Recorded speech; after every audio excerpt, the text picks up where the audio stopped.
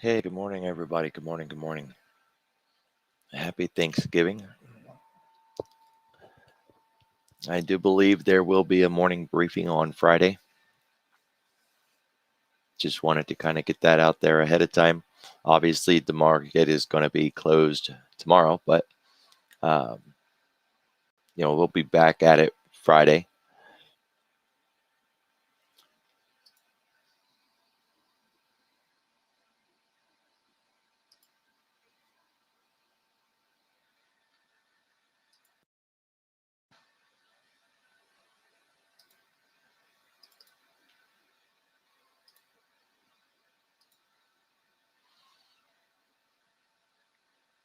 All right. Good morning. Good morning. The morning briefings have been a little inconsistent because I was traveling. I took a few days off. Not only is it, kind of the right time to do that, it was my wedding anniversary, so it all kind of tied together. There are a lot of people who don't trade on shortened weeks. We're talking about, short duration swing trade kind of things. There's always an opportunity to day trade, and the longer term swing trades, right? There's always that, but buying short duration calls like Friday calls or Friday puts, swing trading with any kind of out of the money credit spreads in the short duration, they really don't play well on shortened weeks as much as we would think that it does. But there is the other side of that too, right? Because in shortened weeks, we really often see a market doing nothing. And, that's what we had. If you think about it, for the last week and a half, this looks like we've been doing a lot of work, but obviously you can see we're right back where we started. So, there's a little bit of a logic that says if you take ownership of your trading, it's a phrase that I use a lot. Just own it. Just make that conscious decision that you don't want to trade junk. Junk, for an example, would be a day that looked like this. This is tradable. It's totally tradable. That doesn't mean that I want to trade it. I consider a day that looks like this junk. I don't have to trade it, and I won't. More often than not, I won't. And usually when I make a statement like that, I get somebody saying, well, yeah, but how did you know it was going to be a day like that until you looked back at the end of the day and realized that it was a day like that, right? There's always some smartass out there with a comment like that. So, back up a little bit and look at where the market was. Was it inside of its Globex range? Was it outside of its Globex range? When it left the range, what did it do? Yesterday was another example of a market that really didn't do that much. Tradable? Absolutely, it was tradable. Would it be something that I would avoid? Yeah, more than likely. I would already be day done from the Globex, and I would have no reason to come in and trade this because it wouldn't be offering me anything more than what I had already traded. So how do we know it was going to be the same kind of day? It never left the range. Right? And we can make that range a little bit bigger, catch it from the top of the Globex range to the bottom of the Globex range. Look where price stayed all day. Not much of a surprise. How did I know it was going to be a day that looked like this? It never left the Globex range. A little wick out on each end.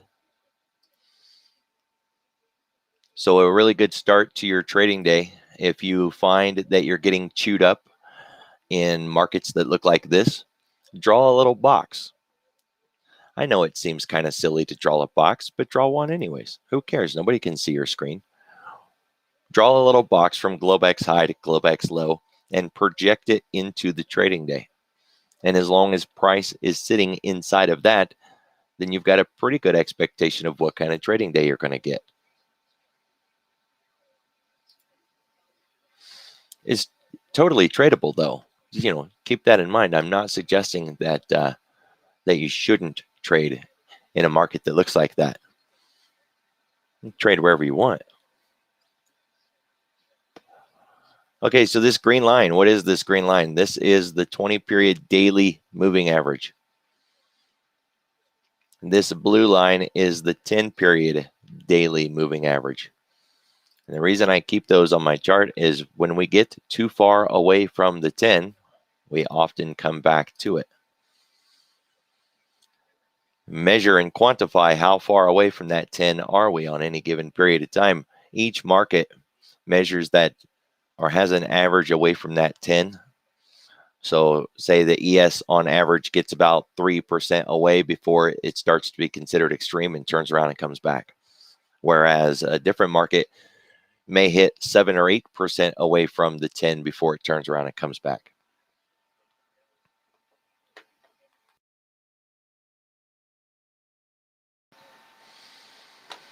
For today's trading, it is very likely that we won't see a whole lot of activity other than the reason I named this.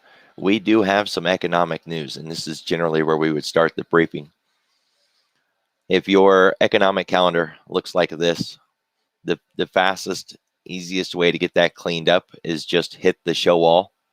That turns everything off, and then just turn on Econo Day event. There are a lot of economic factors today, and some of these are going to be very, very important for the December FOMC. These are some of the dots that they're going to be using.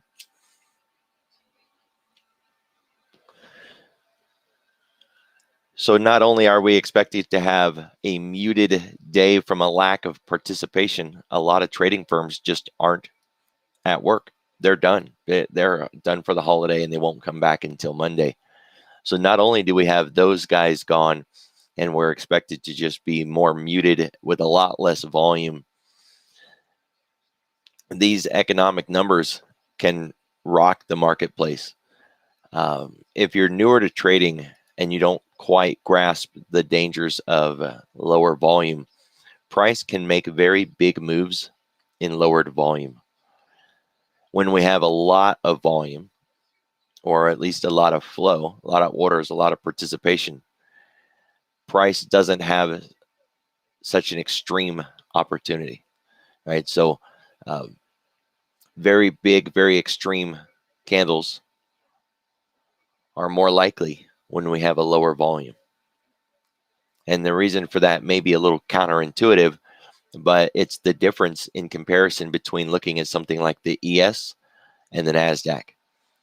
The ES has hundreds of orders per strike, right? Per tick, while the NASDAQ has tens per tick. There may be 10 people trying to buy this tick and 7 people trying to buy the next tick and maybe 10 people trying to buy the next tick. But in the ES, it would be hundreds here and hundreds here and hundreds here. So one block order on the NASDAQ could move the NASDAQ multiple points, whereas a block order on the ES may only move it a few ticks.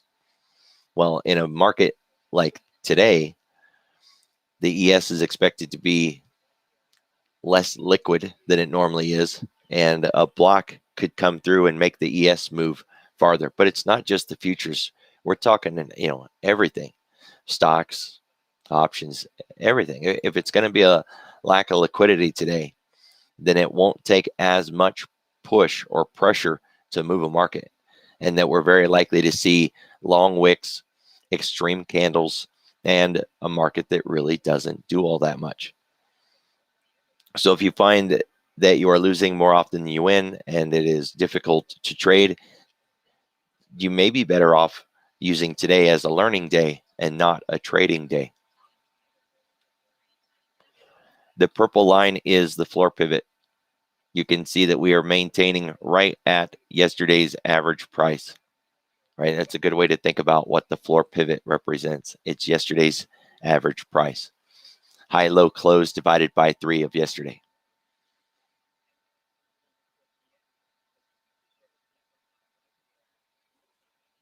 if the economic news comes out in a way that the market deems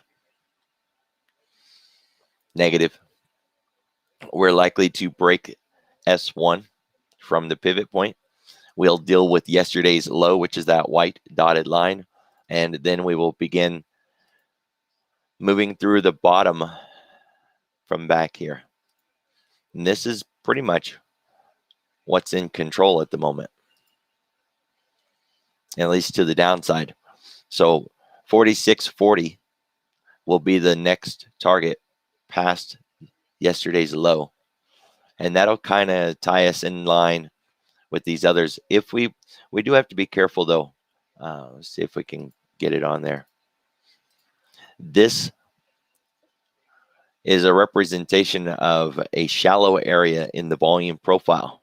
So if we do break below this box that I just drew, we are going to go to the other side of that volume profile, and that would put us at 46.25 again. I called that a while back and said the same thing back here. If we break out of the box, we're very likely going to go to 46.25, and we did to the tick, 46.25. It's very likely what we would see again today. Having said that, though, that would be an extreme move on a day where we're not expecting to see any kind of move, even with all the economic news on the table. It's expected to really just wait until Friday, or more likely Monday. So that's our move to the downside. A positive economic outlook would put us above yesterday's high, which is that white dotted line. It would put us through R1. And then we would get tangled up in all of this trash from Monday. There's no clear pivot really to focus on for Monday. I'd say we focus somewhere around that 47.20. Now, if you're looking at these distances and thinking, no way, man, you're reaching too far. I don't think so. That's a 1% move from our current location, and we're only down, a little more than a quarter. We've got an average daily range right now of $38, which is about 82.82%, more than 0.75%. We're not asking too much for a market to make that distance. I will say, though, that we've already burned 12 hours of the day, right? Because we open at 6 at night. Here it is past 6 in the morning. So we're already down 12 hours of the day.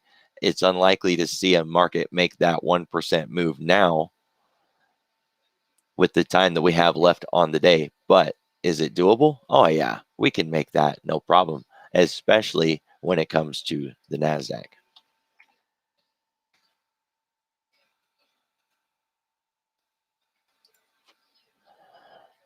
While this may seem like a lot of junk on the screen, these are just moving averages from the daily time frame. You can see how we interacted with the 20-period daily moving average yesterday. You can see how we interacted with the 10-period daily moving average in the Globex yesterday. It's beneficial to know when you're going to hit a daily moving average, right? Because very likely it's going to pause there. It may or may not hold there. Same thing back here, right? Hitting institutional pivot points, the white dotted line.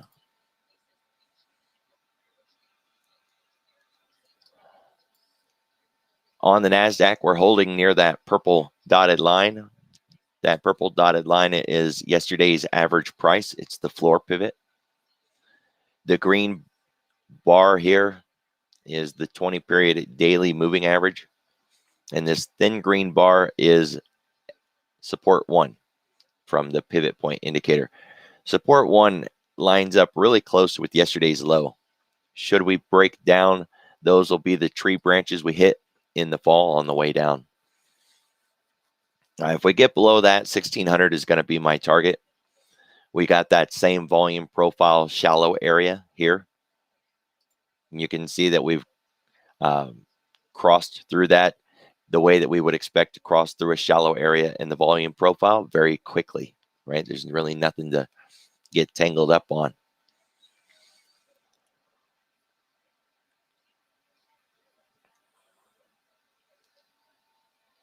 I think it would be significant if we happen to break below the 20-period daily moving average and close below it today, right? So that's going to be kind of a line in the sand. That's going to indicate a more systemic weakness in the market than we want to see. The fall that we've had in the last few days, it kind of makes sense. You can see how far away from the 10 we were. You can see how far away from the 20 we were. When the market outruns that 10 and 20, it's very likely going to pause there, as it did here, right? Paused for a couple days and or pull back and meet it again.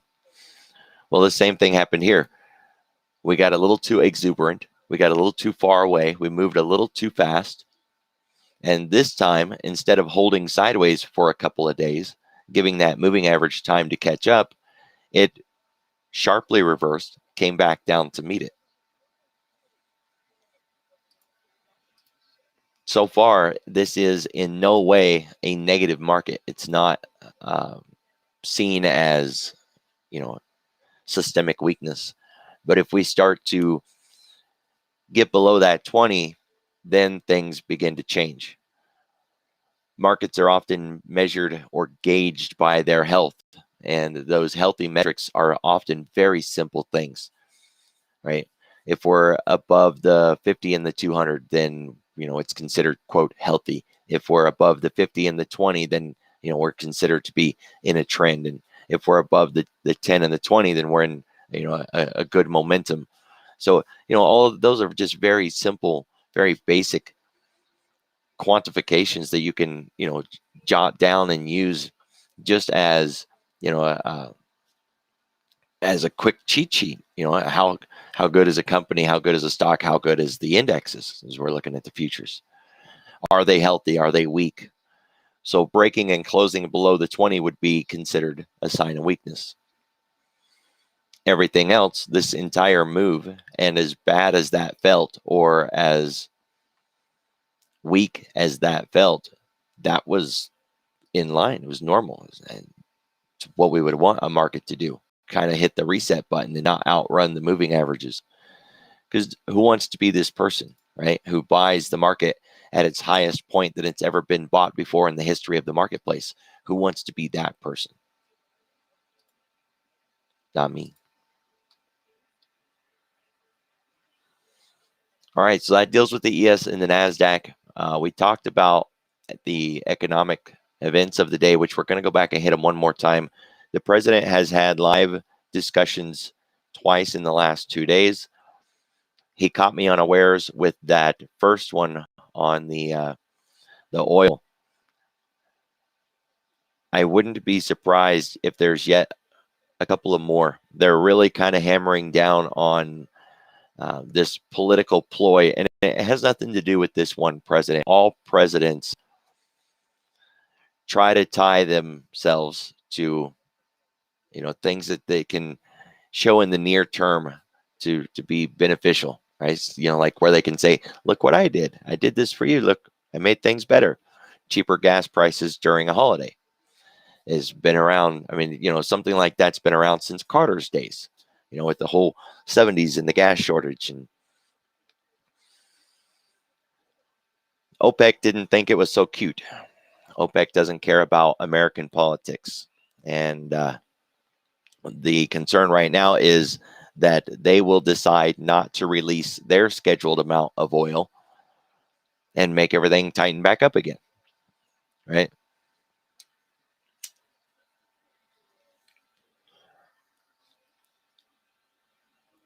I heard talk about the extreme move in the Turkish Lira in the last few days. Bonds and the dollar drive our market, and most definitely have been driving it this week. What impressed upon me last night when I came in and was looking at the market was this algorithmic price movement right here.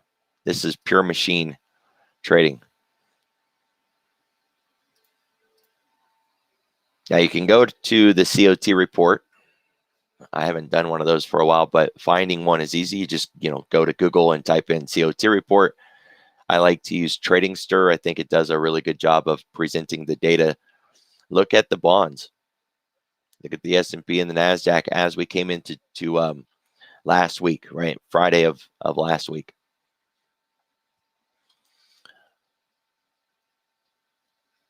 Although it doesn't seem like much, a move like this in the bonds is really impactful in our market. There's a lot of money here.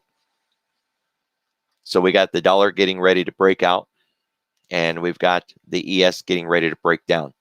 When trying to ask that question, is the bonds or is the dollar and the indexes moving in the same direction or opposite directions? Today, they're moving in opposite directions.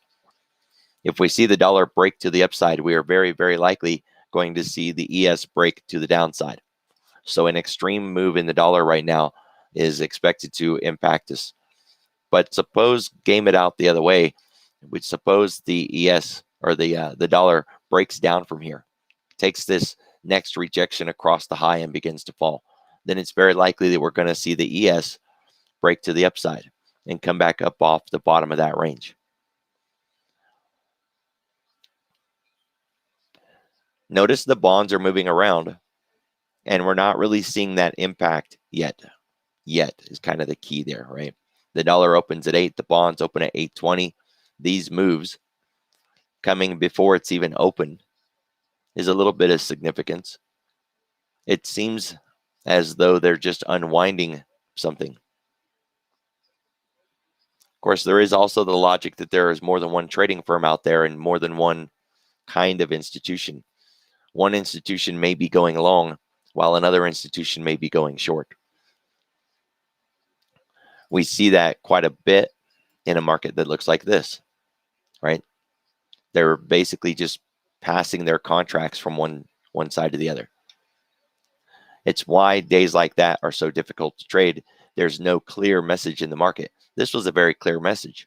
The only time somebody was going short is when they were taking profit. Otherwise, there was only one-sided trading. Right now, for an example, there's only one side of this trade, the short side. But when you have some firms going long and some firms going short at the same time, we don't know who to follow. We don't know who's dominate in the market. The message is unclear, and then we get chewed up.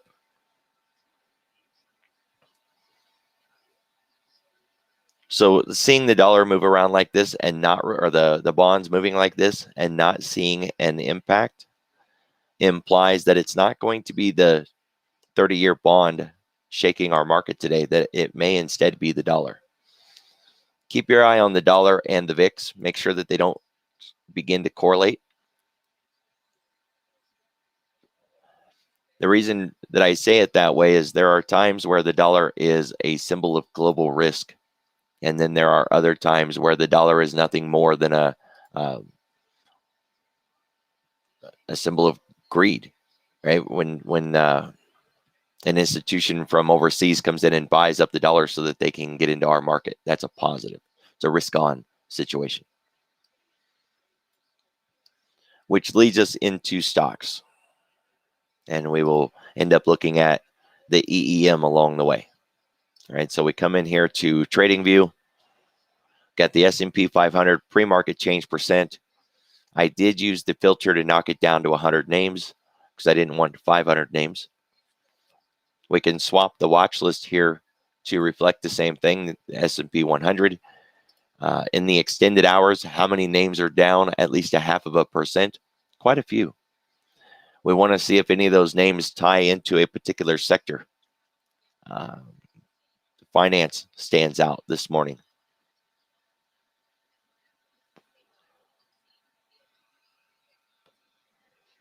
I'm seeing some retail names in there too, but the one that really stands out at the moment is finance.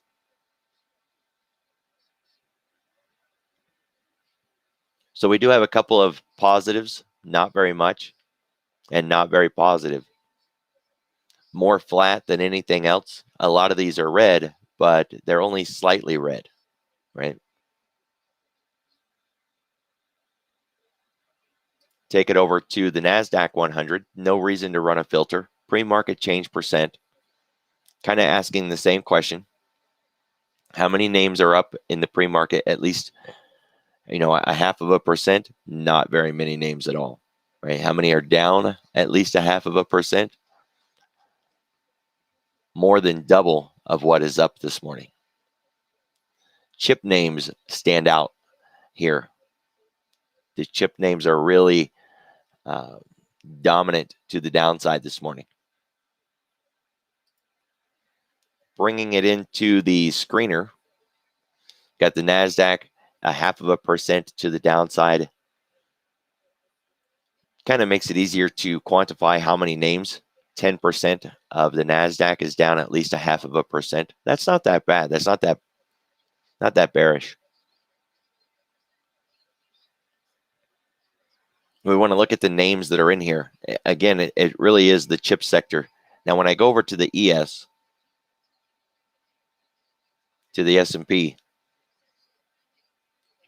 finance and energy have been tightly correlated most of the year. And with all this stuff about the petroleum and, the OPEC and this whole little squabble that's going on, we really want to keep our eye on that with the bonds, with the bank, with the dollar.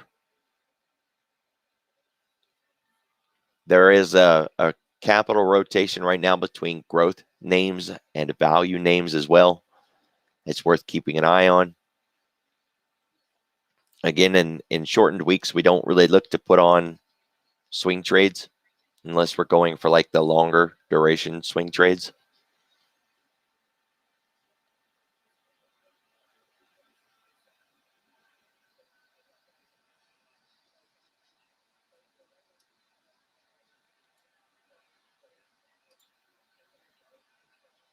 So these are the sectors. Everything is red except for IYR and TLT, of course. But so real estate is the only thing green. We got a red to green showing. Looks like we're set to open.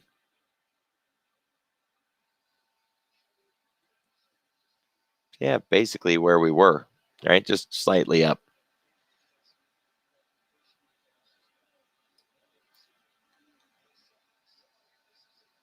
Other than that, everything else is down. Cloud computing is down the most, down 1% when we're looking at the sectors. We're at that double bottom. You can see the red bar as a sign of liquidity, like a volume. Let's say that differently. Yeah, like a volume node, not liquidity like orders to be filled.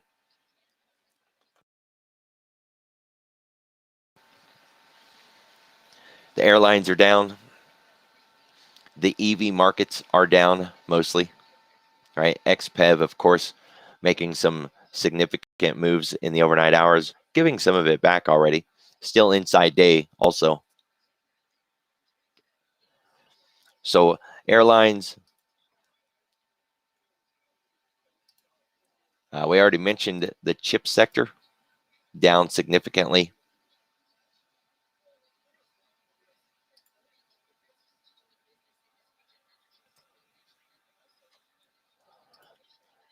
My crypto list is more about blockchain than it is crypto names, but you can see the weakness in here as well.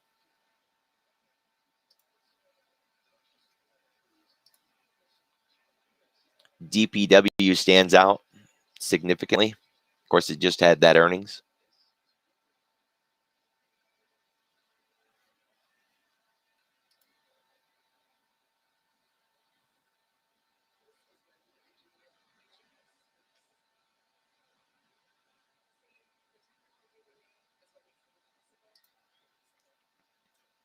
Oil exploration also down.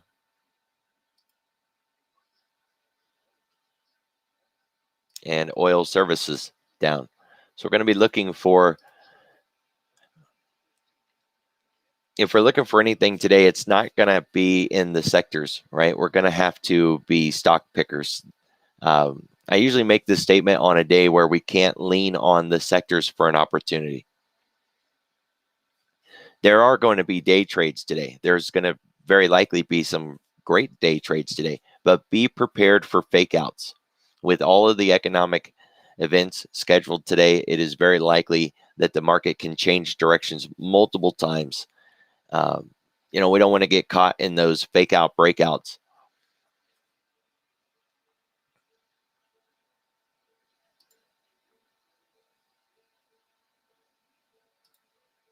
So this is my weekly options list. What I did is I went into Thinkorswim and I found all the names of companies that had weekly options. Well, TrendSpider has a limitation on how big of a watch list you can make. So while there are 600 names, I couldn't just put all 600 in one watch list. So I've got weekly options 1 and weekly options 2 only because of that limitation. Otherwise, it would just be one watch list. And as you can see, there are a lot of names that are up this morning, at least 0.5%, right? There are 600 names total, and you can see plenty of names that are up, right? So there's a lot of trading opportunities. I noticed a couple of pot stock names, so let's go hit that one too. I didn't bring that one in. Yeah, kind of a mixed bag. You get it? Mixed bag. No, that's a horrible joke. Yeah, I mean, it's not looking too hot, but there are some opportunities, and a lot of these names, they're not really big names cost wise. So they offer opportunities not just with liquid options, but with shares of stock too.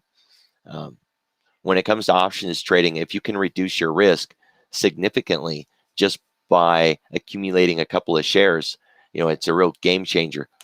The first time I ever tried to adjust an iron condor by buying stock, that really changed the game. If you know how to read a risk profile, try that sometime. Build an iron condor and stick it in the risk profile, and then add even just one share of stock.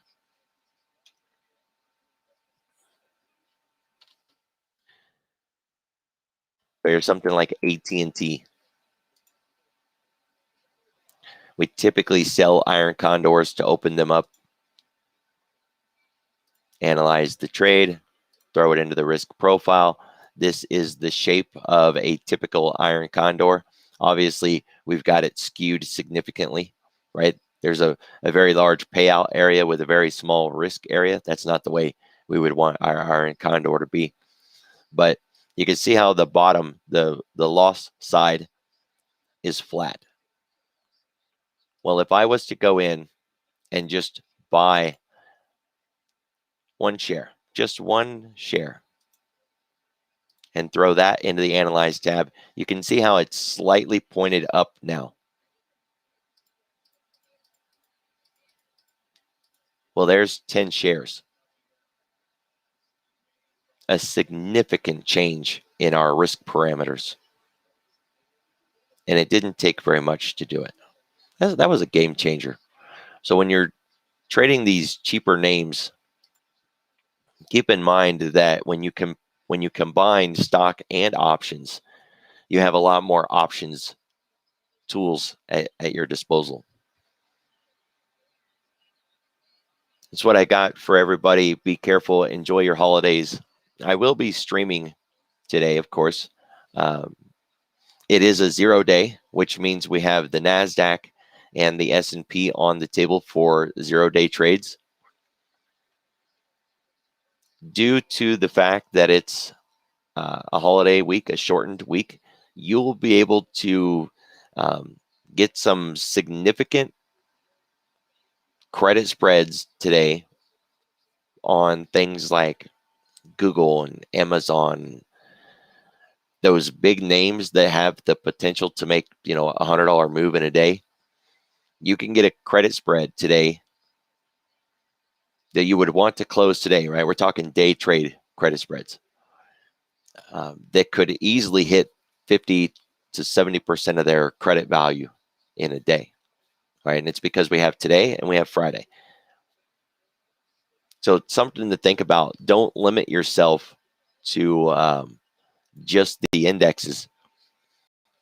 I generally trade my 0-day trades using the indexes, the SPX, the NDX. You don't have to. So it's smaller. If you think that the NDX is too big, use the QQQ. If you think that the SPX is too big, you can use the XSP or SPY. I'd rather use the XSP rather than SPY, but there's nothing wrong with SPY, right? It's just fine.